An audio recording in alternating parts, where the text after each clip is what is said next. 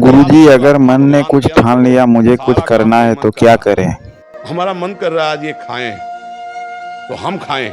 नहीं, ये मन की मांग है, तेरी मांग नहीं है। लेकिन ऐसा कौन भेद पैदा कर पाता है? अब मेरा मन कह रहा है आज ये देखा जाए, तो अब भाई देखा जाए। मेरा मन कह रहा अच्छा। है, तो कभी कभी मन अच्छा सपोर्ट करता है।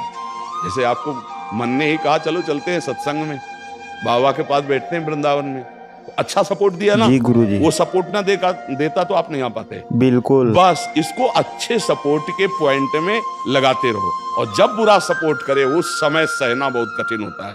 अगर मन ने ठान लिया कि अब ये करना है और आपने कह दिया ना, तो आपको जलाना शुरू करेगा, और उस जलन को जो सह गया, यम ही न व्यथ्यन्ते पुरुषम पुरुषर्षव सम दुखा सुखाधीरम स्वमृतत्वाय कल्पते, उस जलन को जो सह गया सो भगवान को प्राप्त करने की सामर्थ्य रख लेता है।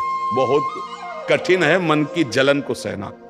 बाहर के थप्पड़ सह जाना सही, लेकिन मन के थप्पड़ सहना बहुत कठिन, सबको गिरा देता है।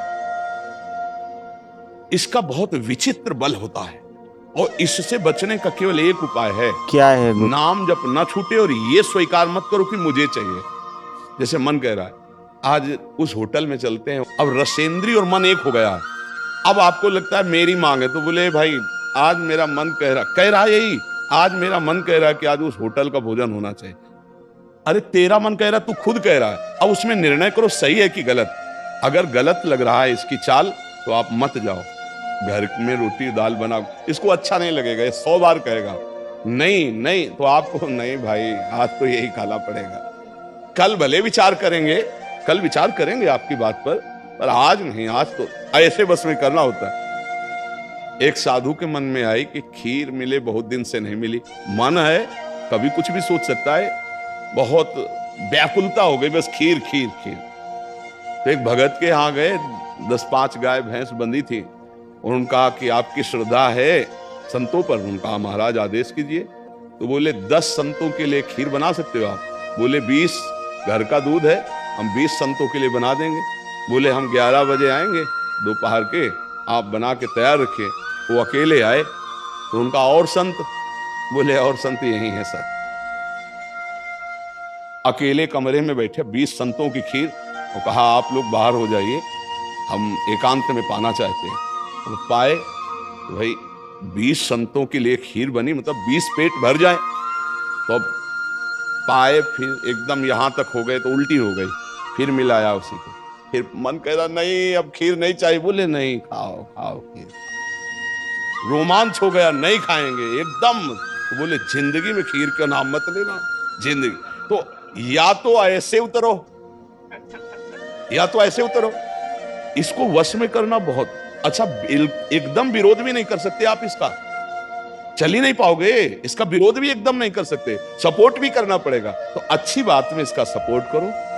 अब कह रहा है जैसे हमें आज मीठा खाना है, ठीक है तुम्हारी मांग बुरी नहीं है। गए किसी अच्छी दुकान से लिया, ठाकुर जी को भोग लगाया, भाभी, तो उसका सपोर्ट हो गया। अब वो बुरी बात कह रहा है, अब नहीं मानना है।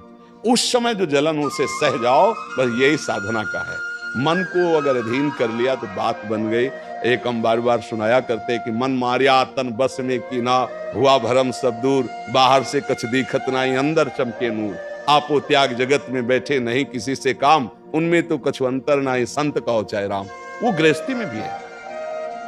आप एक पत्नी व्रत लिए हुए धर्म से आप चलते हैं, दूसरी किसी माता बहन की तरफ गंदी दृष्टि नहीं, धर्म से धन कमाते, परिवार का पोषण करते, नाम जब आप महात्मा है, आप सतमार्ग के पथिक हैं, क्योंकि आप अपने प्रवृत्ति धर्म से चल रहे हैं, और एक निवृत्ति में अपने धर्म से चल रहा है, तो वो महात्मा है। ऐसा महात्मा का मतलब केवल वेश से नहीं होता, महात्मा का मतलब उस लक्षण से होता है। अगर आप भागवती के लक्षण से हैं तो आप भक्त हैं, आप वैष्णव हैं, आप महात्मा हैं। तो मनुष्य जीवन का परम लक्ष्य है मन को अधीन करके परमात्मा प्राप्ति करना। अगर मन अधीन नहीं हुआ तो परमात्मा प्राप्ति में बड़ी बाधा खड़ी हो जाती है। नाम जप करते रहो, धीरे धीरे वो बल आता रहेगा नाम जप से कि आप मन को अधीन कर लोगे। नहीं तो पीछे वाले बैच में यही कह रहे थे कि जितनी जेल भरी है ये सब मन से ही भरी है। नहीं बोले ऐसा क्यों किया? बोले मन ने कह दिया, आप क्या करें, हम तो कहते थे नहीं करना, पर इस मन ने फंसा दिया। तो बोले 20 साल की सजा, अब भोगो जेल। मन की एक हरकत ने पूरा जीवन बर्बाद कर दिया। मन की एक हरकत ने फांसी पे चढ़वा दिया। वही मन की तो हरकत है, तो हमें लगता है बहुत होश में रह जाए। ये जो मंत्री है सलाहकार मन, इस पर नजर रखी जाए कि इसकी गलत सलाह पे दस्तखत ना करो। और अगर आप स्वीकृति नहीं देंगे तो कुछ नहीं कर पाएगा, पक्का समझना। आपकी स्वीकृति से ही होता है जो कुछ होता है। आप जाके देते हैं कि चलो अच्छा ठीक है, बस फिर आपकी कोई गम नहीं है, वो आपसे करवा के मालेगा। इतना बलवान मन है, बड़े बड़ों से करवा लेता है। आप तो मान लो गृहस्थी में हो, जिसने आजीवन भगवान का मार्ग चयन किया है उसको भूल में डाल देता है, गलत मार्ग में ले जाता है।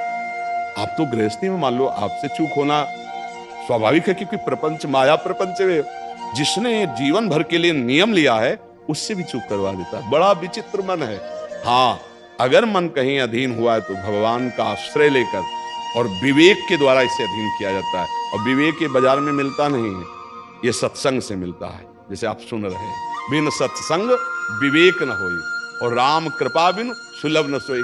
सत्संग होता है भगवान की कृपा से, और सत्संग से मिलता है विवेक, और विवेक से मन का शासन निर्णय किया है, तू गलत सलाह दे रहा है और मेरी मांग नहीं तेरी मांग है, मैं इसको रिजेक्ट करता हूं, नहीं पास करता हूं। बस वो कुछ नहीं कर पाए। पर इतना ज्ञान नहीं रहता भैया, जहां वो मन से आज गरम गरम कचौड़ी दाल की हो और फिर चटनी हो, फिर अब आप खोज करोगे कहाँ बन रही है, हम खरीद के खाए। मन ऐसे फंसा रहा। आप देखो ना, अपने घर में सब भोग सामग्री है, लेकिन जिनका मन, जो भजन नहीं करते, जो सत्संग नहीं करते, उनका मन गंदे आचरणों में फंसा है। घर में वो सब भोग सामग्री, धर्म पूर्वक भोग करके वो भगवान को प्राप्त कर सकते थे, लेकिन वो अधर्माचरण, कलह, अशांति घर में है, और उनका मन कहाँ ले जाता है, गंदे गंदे जगह उनको फंसाए। ये मन की चाल है। आपके घर में है, धर्म पूर्वक भोग सकते हैं, लेकिन आपसे अधर्म करवाता है, पापाचरण करवाता है। आप विचार करो क्या है इन शरीरों में, क्या है, या उन भोगों में क्या है। कितना भोगोगे, चाहे जितना भोग लो, कभी तृप्ति होने वाली नहीं। और धर्म से चलोगे तो एक दिन इनसे निवृत्ति हो जाएगी, तृप्ति तो नहीं, निवृत्ति हो जाएगी, और आप प्रभु को प्यारे, प्रभु के प्रियजन बन जाएंगे। यही मनुष्य जीवन का लाभ है कि हम कमाई करने आए धर्म की, पुण्य की, नाम की, भगवान का नाम जप करके मंगल करने की, पर ये दिमाग में नहीं रहता। और यही लगता है जितना धन हो जाए, जितनी भोग सामग्री हो जाए, खूब भोगे, मौज से जिए।